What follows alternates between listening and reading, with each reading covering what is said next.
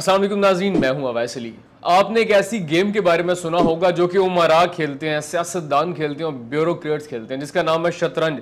लेकिन क्या आप जानते हैं शतरंज एक ऐसी गेम है जो अपने इजाद करने वाले को ही खा गई थी। जी हाँ, बिल्कुल आपने सही सुना। शतरंज को इजाद करने वाला खुद इसी गेम की वजह से मारा गया था। ये क्या कहानी है इस वीडियो में जानिएगा।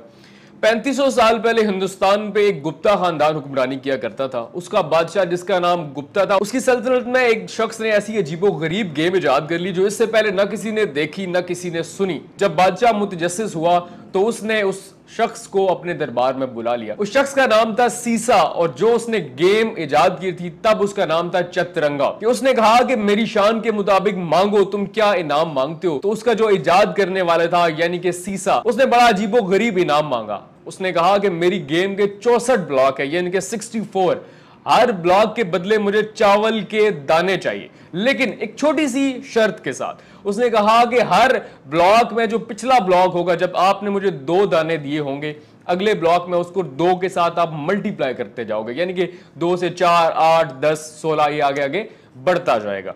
तब सब लोग बड़े हैरान हुए थे और सब सीसा पे बहुत हंसे थे। बादशाह भी बहुत हंसा और बादशाह ने उसको कहा कि तुमने ये क्या मांगा। तुम सल्तनत मांग सकते थे, तुम खजाने मांग सकते थे, क्योंकि मैं तुम्हारी इस गेम से और इसके रूल्स एंड रेगुलेशन से बहुत ज्यादा मुतासिर हुआ हूं। लेकिन सीसा ने कहा कि मुझे फिल वक्त सिर्फ चावल के दाने ही चाहिए। तो बादशाह ने उसकी मांग को पूरा कर दिया। अगले दिन सीसा दरबार में आया और अपनी गेम का पहला ब्लॉक बादशाह को दिया और चावल का एक दाना लेके चला गया। बादशाह समेत जितने दरबान थे, जितने मुशीर थे, सीसा पे बहुत हंसे। लेकिन सीसा अपनी गर्दन को ऊंचा किया हुआ बादशाह के दरबार से चला गया। उससे अगले दिन जब वो आया तो दूसरा ब्लॉक दिया और मल्टीप्लाई बाय 2 चावल के दाने लेकर चला गया। लोग हंसते रहे, दिन गुजरते रहे और वक्त वो आ गया जब तीसरी रो तक 80 लाख चावलों के दाने बादशाह सलामत सीसा को दे चुके थे। उसके बाद वक्त ये आ गया कि सल्तनत में चावल खत्म हो गए तो बादशाह को चावल के दाने इंपोर्ट करने पड़े। सीसा ने इसके साथ एक और शर्त भी रखी थी। सीसा ने यह कहा था कि जो भी मुझे चावल के दाने दिए जाएंगे वो काउंट करके दिए जाएंगे। तो बादशाह ने अपनी पूरी फैमिली, अपने मशीर, अपने वजीर, सबको इन चावलों को गिनने पर लगा दिया गया। और जल्द ही बादशाह को यह एहसास हो गया कि सीसा ने बहुत बड़ी चीज मांग ली थी।